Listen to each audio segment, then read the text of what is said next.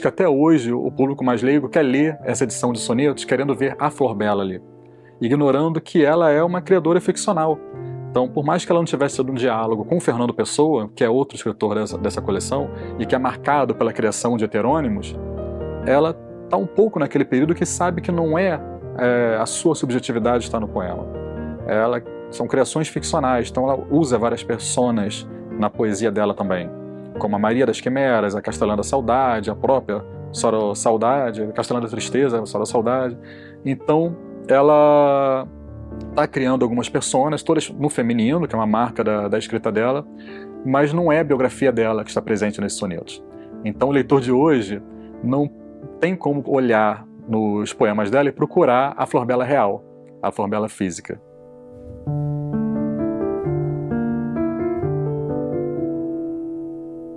Olá! Começa agora o quarto e último episódio da série especial fruto da parceria entre o Matéria Bruta e a Folha de São Paulo e sua coleção de clássicos da literatura luso-brasileira. Fernando Pessoa, Lima Barreto e Júlia Lopes de Almeida são os nomes que já passaram por aqui. E neste episódio, Flor Bela Espanca é a escritora da vez.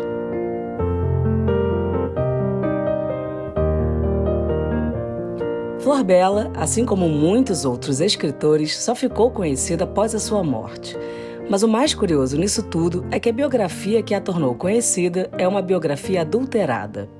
Está soando estranho? Então, convidamos o professor e pesquisador da UERJ, Eduardo da Cruz, para nos ajudar a entender um pouco melhor essa história. Eduardo nos apresenta o contexto histórico de vida e morte da escritora, comenta sobre as suas publicações O Livro de Mágoas, Livro de Soror Saudade, Charneca em Flor e Relíquia, e reflete sobre como o erotismo presente nos sonetos de Flor Bela a tornou uma poetisa mal vista pela parcela tradicional da sociedade da época. O papo rendeu, e agora é com você.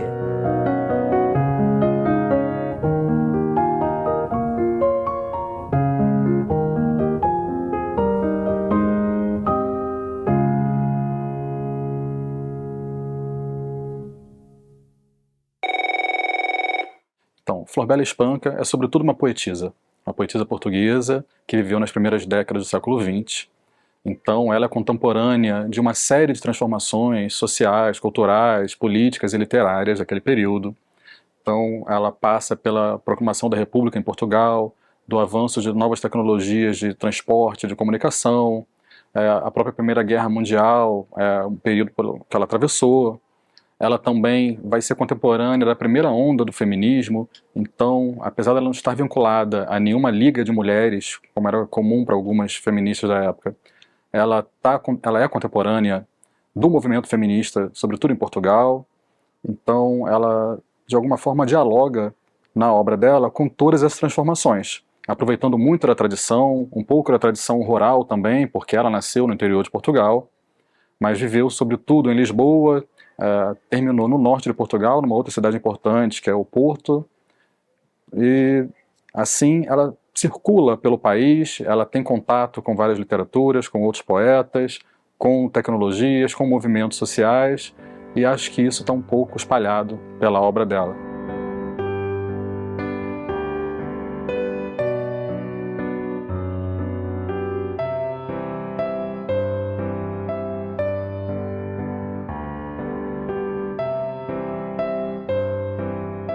A coleção Folha de Clássicos da Literatura está relançando agora a edição dos sonetos da Flor Bela Espanca, que foi publicado em conjunto, assim, pela primeira vez na década de 30, mas que reúne livros da Flor Bela Espanca anteriores.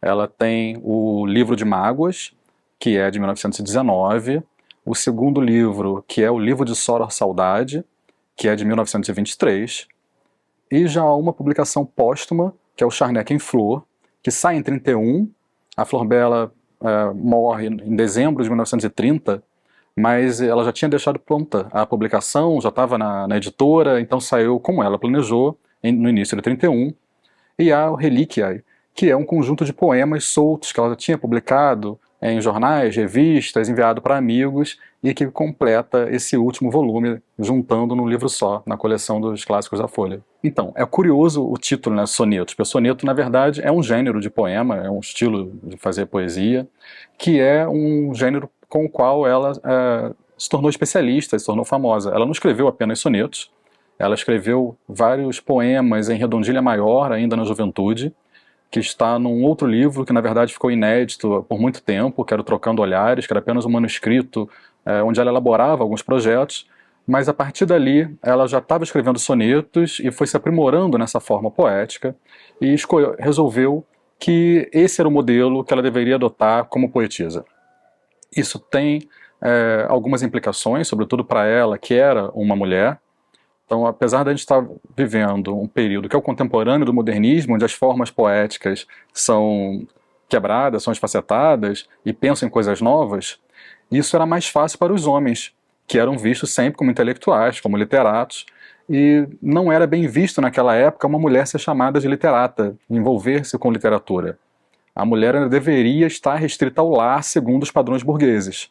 Então, publicar alguma coisa, e você pode pensar, mas qual é o problema de publicar poema? De qualquer forma, é colocar sua voz pública, colocar para o público as suas ideias, a sua produção. Então, se a mulher deveria ser modesta e restrita ao ambiente doméstico, não publicar uma obra está assumindo uma autoria. Então, já que ela é uma mulher que assume uma autoria, escolher uma forma mais difícil, com uma série de regras rígidas para a composição do poema, mostra a capacidade dela como criadora, a capacidade dela como poetisa. Então, isso deve ter sido um fator muito importante para escolher o soneto como principal forma. Não à toa os livros que ela publica em vida e o livro que ela publica depois, que deixa preparado, são de sonetos, e ela já tem sonetos escrevendo desde a juventude, e é o grande grosso da obra dela. Ela também escreveu outras coisas, escreveu correspondência, que era comum na época, porque as pessoas se comunicavam à distância, não é? Tem um diário do último ano, tem alguns contos, ela também escreveu alguns contos que não foram publicados em vida, mas que ela deixou prontos, mas a obra é sobretudo de sonetos. Então esse volume de sonetos resume o que é a produção da Flor Bela Espanca.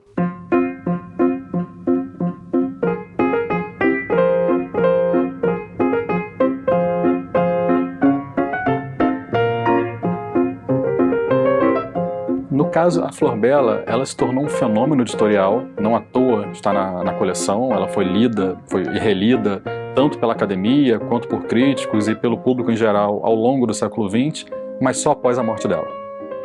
Ela não foi uma poetisa de sucesso enquanto viveu. Há os estudos biográficos que mostram como ela tentou um contato, tentou ser lida e ser aceita. Então, a partir de 1916, ela já manda alguns poemas para jornais da cidade dela, no interior de Portugal.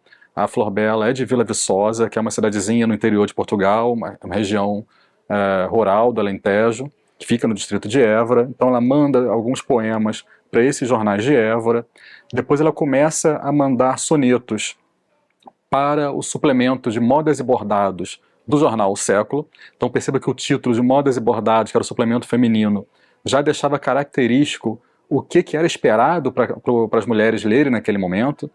E o título engana um pouco, porque afinal Modas e Bordados inclui poemas, inclui produções de mulheres. Então muitas autoras naquele momento estão aproveitando esse espaço conservador para poder mostrar suas produções, apresentar a sua voz, que foi o que a Flor Bela tentou fazer. E há as cartas de resposta da editora desse suplemento de Modas e Bordados comentando os poemas dela. E às vezes, mesmo para não publicar, ela enviava alguns sonetos para essa editora, a Madame Carvalho, para que ela comentasse, porque ela queria aprimorar a forma, queria aprimorar o modo como ela fazia poesia. Ela também entrou em contato com outros escritores, mandando poemas, que ela queria opinião, porque ela queria de fato se aprimorar como poetisa, se aprimorar como poeta. Então acho que, apesar dela não ter feito sucesso em vida, fica claro que ela tentou sempre ser melhor do que era até então, tá? Um trabalho constante de aprimoramento da forma. Não à toa, ela deixou o último volume, que é o Charneca em Flor, já preparado, já corrigido, as provas já estavam na editora para publicação. Mas quando sai o primeiro volume, que é o Livro de Mágoas, ele praticamente não foi recebido. né? Não tem muitos comentários na imprensa periódica da época, porque era assim que funcionava. Então, os críticos publicavam em jornais e revistas e apenas pequenas notas, dizendo: recebemos um livro, mais um livro de uma poetisa. E é curioso pensar que hoje a gente só lembra do nome da Flor Bela Espanca quando olha para a literatura de autoria feminina em Portugal, nessas primeiras décadas do século XX, mas ela era uma de uma série de escritoras. Talvez pelo movimento feminista, que incentivou mulheres a ocuparem espaço público, e a lutar por seus direitos, a lutar pela sua voz, então havia um apoio cultural desses grupos de mulheres. Também porque algumas, no século anterior, no século XIX, já ousaram publicar, então a quantidade é muito menor, mas já há alguns nomes de romancistas e de poetisas que atravessaram o século XIX e assinaram seus nomes junto a seus textos, assumindo que, olha, eu sou autora desse texto, eu sou autora desse romance, sou autora desse poema. Então esse exemplo e esse movimento deram força para que grupos de escritoras resolvessem publicar. Há uma outra poetisa contemporânea dela, essa bem esquecida, não tem republicação da obra, que é a Beatriz Delgado, que comenta quando vem ao Brasil, porque ela vem ao Brasil em 1927, e fala que naquela época diminuiu o número de homens poetas e aumentou a lotação, uma expressão dela, de mulheres poetisas, porque estava sempre tendo mais mulheres escrevendo, mais mulheres publicando, nos jornais, nas revistas, em livros, e não só poemas, falou de poetisa, mas também teatro, crônica, romance, novela, elas estão, e literatura infanto-juvenil, que era um caminho para as mulheres se profissionalizarem como escritoras, várias estavam publicando naquele momento, não é? Então, nesse conjunto em que várias estão apresentando sua obra, a da Flor Bela não chamou tanta atenção no primeiro livro, o Livro de Mágoas, apesar de ser incrível. Então é uma forma fixa, mas tem imagens muito bem construídas, ela tem um diálogo com a modernidade poética do final do século XIX, nota-se ainda ecos do Antônio Nobre, que é um poeta importante português do simbolismo, um poeta moderno do XIX, e de outros poetas, e também com poetas franceses. Então ela é uma leitora muito culta também, além de poetisa, e isso fica claro nesse primeiro livro dela, que é o Livro de Mágoas, que é de 19, e na década de 20 é que esse boom de poetisas aumenta. Então ela é uma das primeiras desse boom, não tão bem recebida com o primeiro livro, mas a partir da década de 20, uma série de escritoras, de fato, estão publicando poesia. A mais famosa na época foi a Virgínia Vitorino, que era best-seller. É curioso que hoje quase ninguém mais lê a Virgínia Vitorino, e a Flor Bela é uma best-seller, então elas inverteram os papéis, não é? A Virgínia ficou muito marcada também pela questão formal, ela não escrevia só sonetos, mas também era uma excelente sonetista. Como eu falei, acho que era importante para as mulheres se apresentarem como sonetistas, porque de alguma forma valorizavam o intelecto delas, a capacidade poética. Então a Flor Bela está fazendo o que era esperado para algumas poetisas que queriam se lançar, mas esse Livro de Mágoas, em que ela tem muitas imagens que são coerentes com a visão do feminino em português. Então ela se coloca algumas vezes como... Tem muitas imagens medievais, não é? Então ela se coloca uma castelã da tristeza. Então ela é dona de um castelo, mas o castelo não é um castelo real, é um castelo de tristeza, um castelo de dor. Essa nomeação de figuras simbólicas do feminismo vai ficar mais forte ainda no segundo livro, que é o livro de Soror Saudade. Soror é irmã, é freira, então ela se assume como uma freira, mas uma freira que não vive de fato num convento, não é um convento real. Ela está o tempo todo aproveitando o imaginário, o sonho, o devaneio para discutir essas questões femininas na obra dela. Isso começa no Livro de Mágoas, está bem forte no livro de Soror Saudade. E nesse período entre um e outro, ela assume uma posição que ainda era rara naquela época, que é entrar para um curso superior. Então ela é uma das poucas que começa um curso superior, ela vai fazer a faculdade de Direito em Lisboa, eram 300 e tal alunos e apenas 14 mulheres. Ela era uma dessas mulheres. Ela acaba não concluindo, mas ali ela tem contato com outros escritores que também faziam o curso de Direito. Inclusive alguns discutem a obra dela, mas ela olha com desdém para alguns deles. É uma marca dela como pessoa, não tanto como poetisa, esse desdém pelo olhar dos outros, o que é um pouco curioso, porque de um lado parece que ela está muito atenta ao que falam da obra dela. Então ela quer ser bem recebida, ela quer uma crítica coerente sobre a obra dela, não apenas uma crítica negativa, mas que comentem de fato a obra dela, mas nem sempre ela aceita o que os outros estão dizendo. Tanto que ela aproveita muitos dos apelidos que ela recebe e subverte um pouco esses apelidos na obra poética dela. O Soro Saudade é um apelido que um outro poeta deu para ela, o poeta Américo Durão, que escreve um poema em homenagem a ela, chamando-a de Soro Saudade, porque ela já tinha escrito para ele, dizendo: adorei o seu livro vai movimentar a minha produção poética, eu sou outra a partir da leitura da sua obra. Então ele compõe esse poema para ela e ela se apropria desse apelido, da alcunha, como dizem em Portugal, Soro Saudade, essa freira, para fazer o livro de Soro Saudade. Ela vive num convento imaginário, que é esse convento das produções poéticas dela. E eu digo que ser freira é uma posição feminina, um perfil feminino típico dessa cultura portuguesa, porque está muito marcada por uma produção ainda de séculos anteriores, são as cartas portuguesas, que tinham sido publicadas na França, escritas por uma freira portuguesa, que também eram cartas para um amado francês, que tinha abandonado essa freira no convento, não tirou do convento e a levou com ele, e são cartas de amor, em que ela declara um amor apaixonado e sofre por esse amor, e sofre por falta de resposta, a ponto de quase ter prazer com o sofrimento daquela ausência. Então esse trabalho todo barroco daquelas cartas portuguesas de uma freira, Mariana Alcoforado, de séculos atrás, está presente na obra da Florbela Espanca, que também são poemas amorosos. Então são muitos poemas de amor para um homem que não a quer, que não aparece, que ela busca e não encontra, e se encontrar vai ser tarde. Então esse sofrimento, essa mágoa que está presente no livro de Mágoas, está muito presente no livro de Soro Saudade, já é quase que um prazer nessa dor. Então a partir da dor, ela subverte seu lugar de mulher, então ela apresenta, ela cria, então ela se torna uma criadora a partir daquele sofrimento. E isso é importante.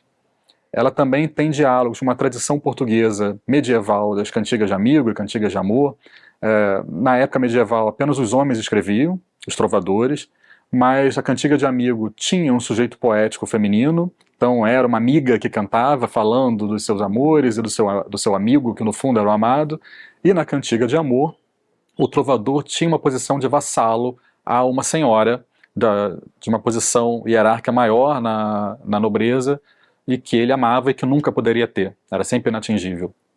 E nesses dois livros de sonetos, ela mistura essas duas formas de cantiga. Ela sim é uma mulher falando do seu amor, esperando o amado que não vem, mas ela também se coloca numa posição de vassalagem para o amado, invertendo a posição da cantiga de amor, em que o homem estava na posição de vassalo, e aqui ela se coloca na posição de vassala.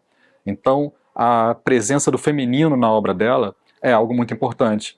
Então, acho que até para os leitores de hoje, são formas de ser feminino, como as mulheres se fazem representar em poesia. E ela faz ali o feminino ser representado de uma forma estética nesses sonetos. De várias formas amorosas, estão sofrendo de amor, ignorando o amado, buscando uma coisa mais erótica. Então tem alguns poemas com volúpia, com febre, que são quentes, com tremores. Isso tudo está relacionado ao erotismo da época.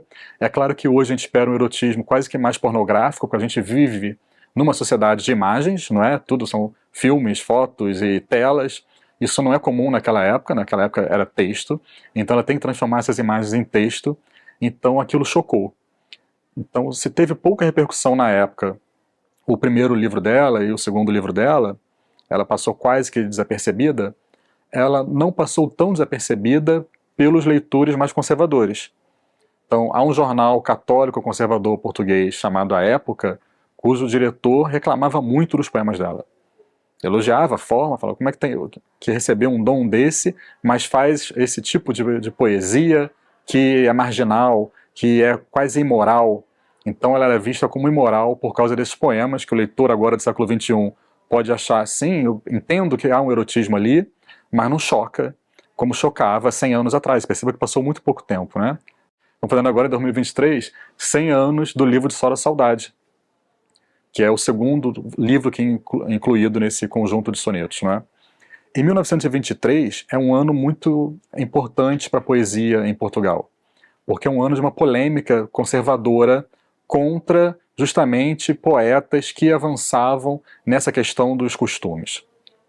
Não foi exatamente o caso de Florbela, Mas em 1923 houve uma campanha contra 3 escritores, contra 3 livros, o Canções, do Antônio Boto, Sodoma Divinizada, do Raul Leal, e A Decadência, da Judite Teixeira, essa sim era uma poetisa, que eles achavam que aquilo era imoral, porque eram 3 livros que falavam de amores homoeróticos, né? Havia homoerotismo lírico, sobretudo no Antônio Boto e na Judite Teixeira, e grupos conservadores começaram a atacar e pressionar o governo para que aquilo não fosse permitido, porque esses livros vendiam bem, estavam nas vitrines das livrarias, então eles acabaram sendo recolhidos das livrarias, e há casos de alguns que foram queimados por esses grupos de estudantes conservadores que não queriam poesia com uma temática erótica, sobretudo homoerótica. A Flor Bela não fazia poesia de temática homoerótica, mas era atacada por grupos conservadores por fazer poesia erótica. E é a recepção que ela teve enquanto viva. Apenas quase no último ano, quando em 1930, ela vai morrer, no fundo ela se mata, em dezembro de 31, no mesmo dia em que ela fez aniversário, que é 8 de dezembro, ela é Flor Bela da Conceição Espanca, da Conceição, por nascer no dia de Nossa Senhora da Conceição, e ela decide tirar a vida no dia do aniversário dela, já com o 3º volume publicado, mas ao longo deste ano de 1930, é quando ela tem mais contato com outras escritoras. Ela começa a colaborar numa revista de escritoras para mulheres, que era o Portugal Feminino. Inclusive há uma foto dessa época, de uma reunião de várias escritoras, que juntam escritoras de algumas gerações. Então tem, por exemplo, Ana de Castro Osório, Emília de Souza Costa, já senhoras sentadas num cantinho, e poetisas mais novas, como ela, de 20 e poucos anos, de pé atrás, estão todas reunidas, porque são todas colaboradoras desse jornal Portugal Feminino. Então mostra como, pelo menos no último ano da vida, ela teve alguma interlocução com escritoras. Eu falei da Judite Teixeira, que foi muito perseguida por causa do livro dela, Decadência. A Judite Teixeira, depois disso, tenta também a publicação de uma revista. Ela se torna editora de uma revista, que é a Europa, que era uma revista com conteúdo contemporâneo, não era exatamente uma revista voltada para o público feminino. E a Flor Bela Espanca tem um poema publicado lá, que é o Charneca em Flor, que vai dar origem ao 3º livro de sonetos dela, que é o Charneca em Flor, que é talvez um dos poemas mais eróticos dela, porque é aquela charneca que é um terreno árido, mas está florido, está quente, está pronto para receber os amores, né? Então, como de alguma forma, essas 2 poetisas, uma que chocou pela questão homoerótica e a outra que também chocou grupos mais conservadores pela questão erótica, amorosa, como foi a Flor Bela, estão unidas nessa revista Europa, editada pela Judite Teixeira.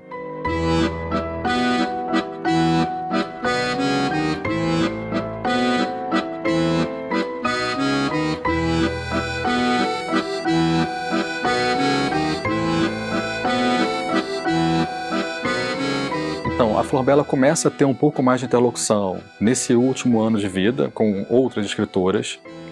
Eu falei o nome de uma, que era Ana de Castro Osório, que era um nome importantíssimo, que foi uma líder feminista, uma líder republicana.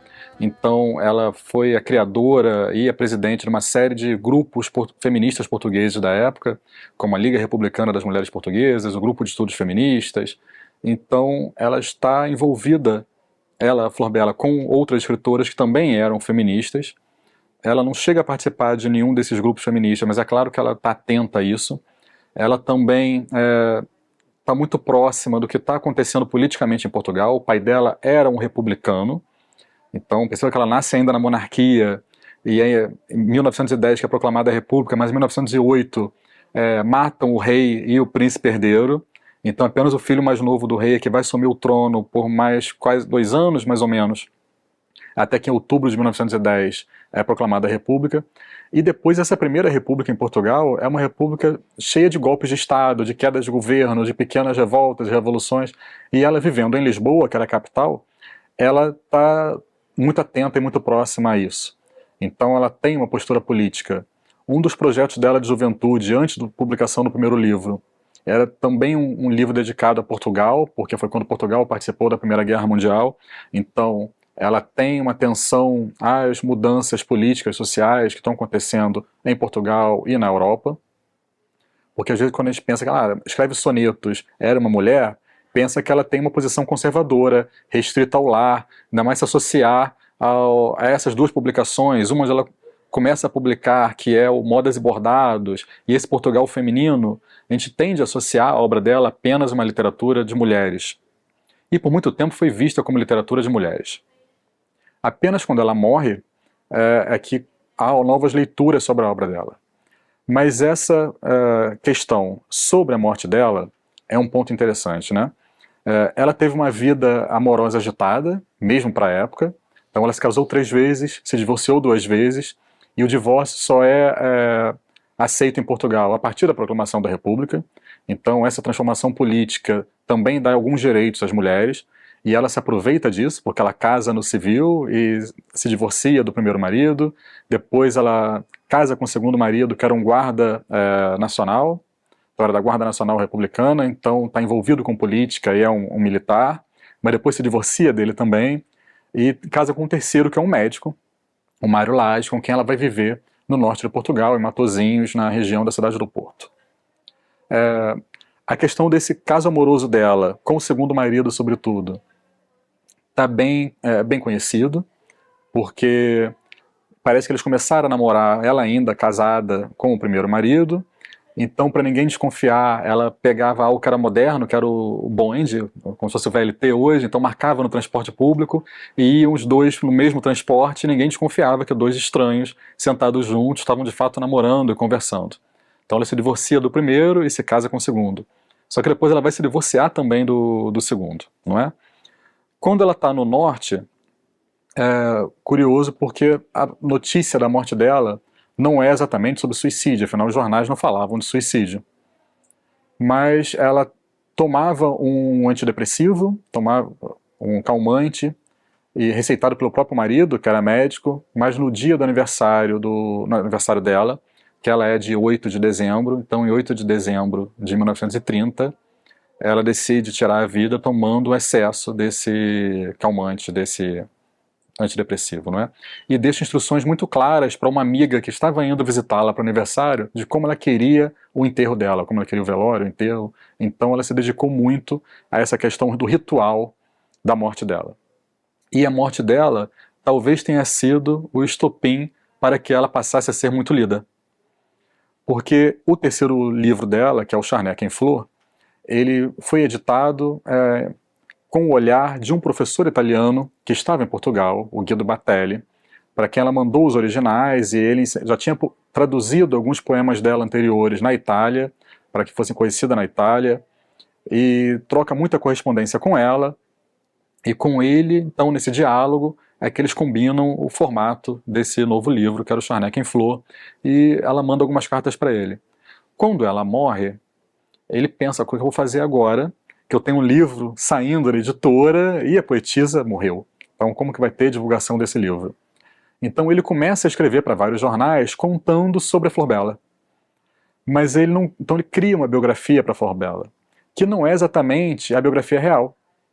Ele até publica depois o sucesso desse livro, Charneca em Flor, que esse sim foi um sucesso editorial, o que vai fazer com que ele procure recolhas de poemas dela, tanto que eu tinha mandado para ele, para amigos, saindo dos jornais, que vai compor o Reliquiae, que é o último conjunto de sonetos, e ele vai publicar as cartas que ela escreveu para ele.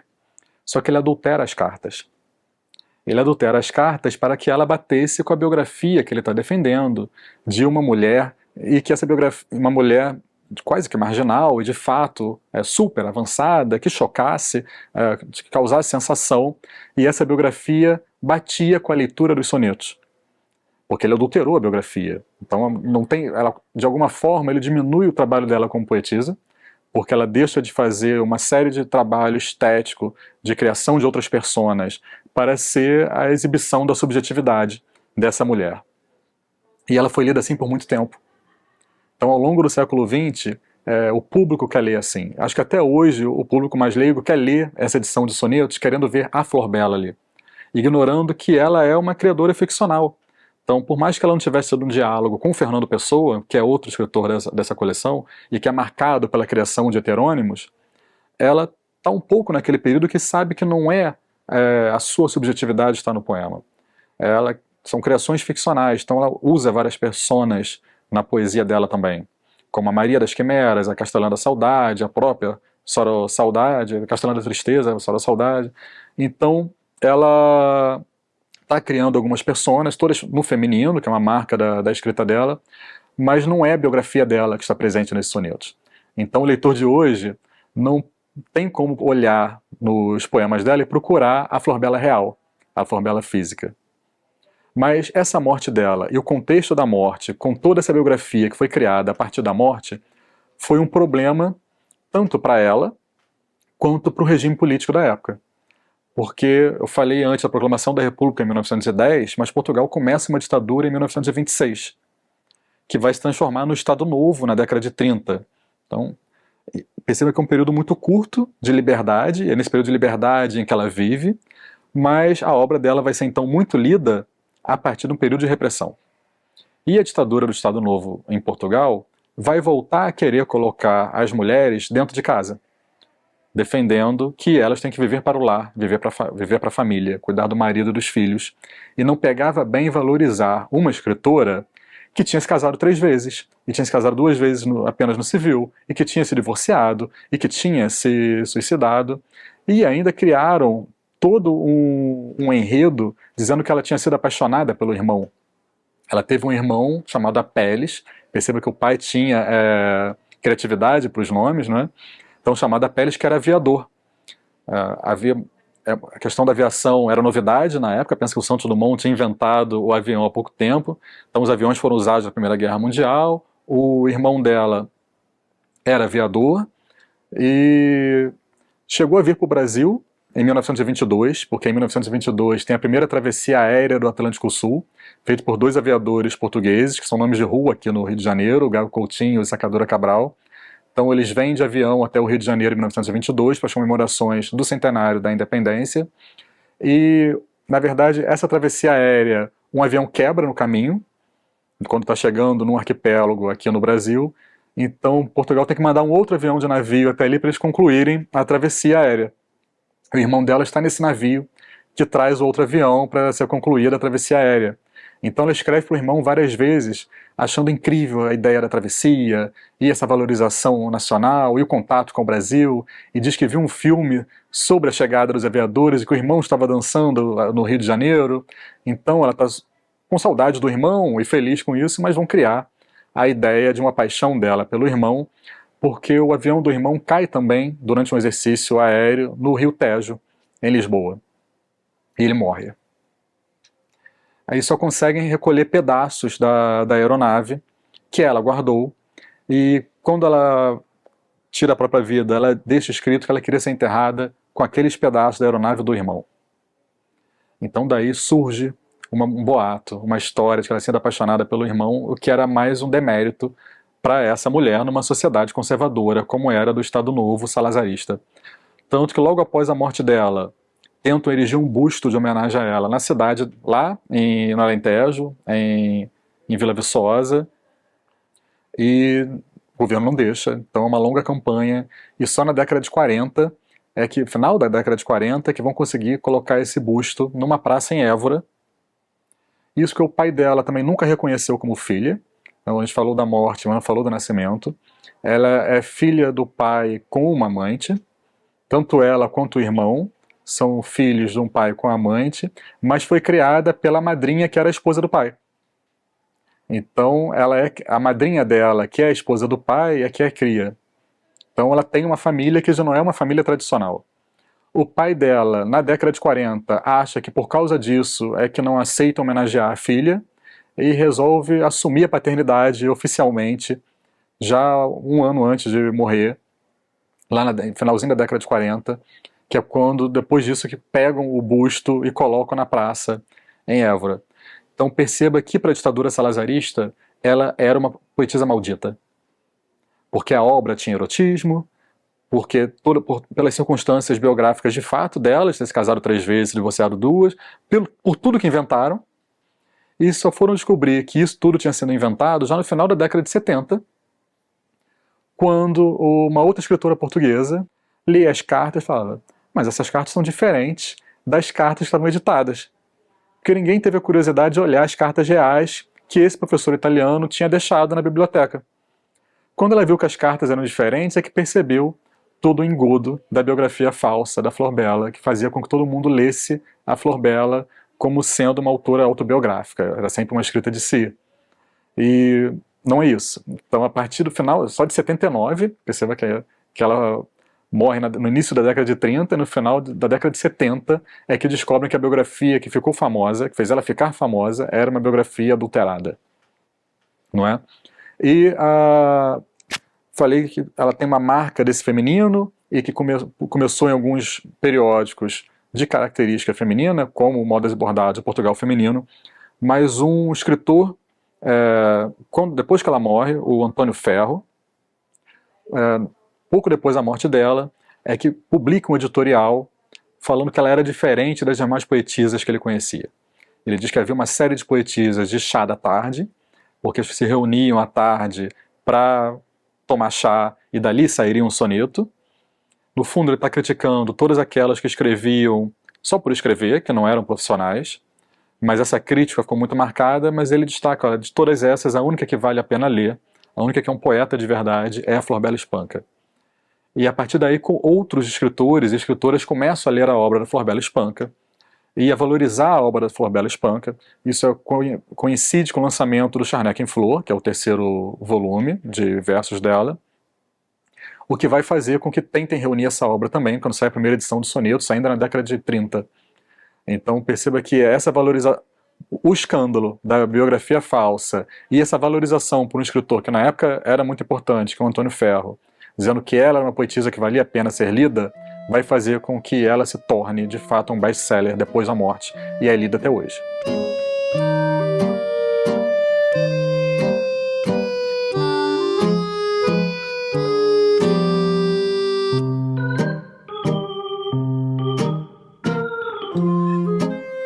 Ler a obra da Flor Bela Espanca hoje não é mais uma leitura biográfica, eu acho que as pessoas não estão mais atrás do escândalo, da sensação dessa história falsa da Flor Bela Espanca, mas isso não tira nenhum mérito da obra dela. Então, ela é uma poetisa de valor, então ela é uma exímia na forma do soneto. Você pode pegar qualquer soneto dela e se ler em voz alta, vai perceber todo o ritmo daquela composição, as imagens que ela cria daquela composição. Então são poemas bonitos de se ler, de se ouvir. Então isso é válido em qualquer momento. É uma excelente poeta da língua portuguesa, uma das melhores. Além disso, ela mostra formas do feminino, ela assume uma voz feminina.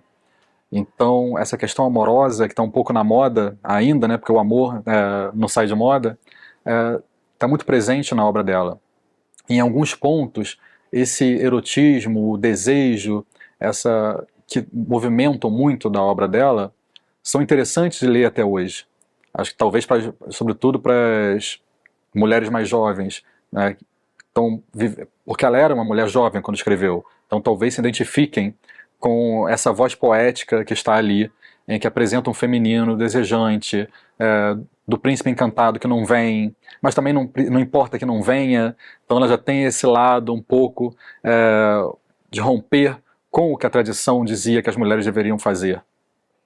Então ela é aquela que espera o homem na hora rubra, né, no fim da tarde, que é um tempo do dia que aparece muitas vezes na poesia dela, que é o poema são poemas em que ela demonstra estar com um interesse por homem, interesse erótico, ela oferece os lábios, oferece o corpo, e às vezes o amado não aparece, mas ela está ali, disponível e interessada, e interessante, então ela quer se apresentar. Então acho que transformar isso, apresentar isso de uma forma estética e bonita, e acho que é interessante para os leitores de hoje.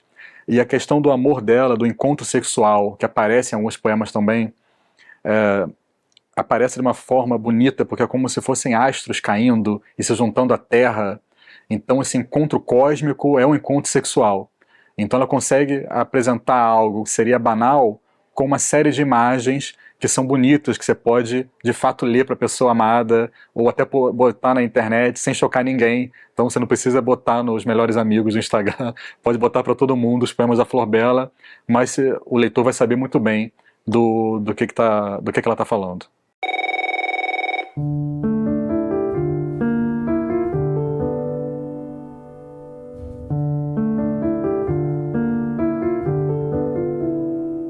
Você já conhece a coleção Folha Clássicos da Literatura Luso-Brasileira? São 30 volumes imprescindíveis da nossa língua em uma mistura de grandes autores portugueses e brasileiros. Aproveite para conferir os sonetos de Florbela Espanca por lá.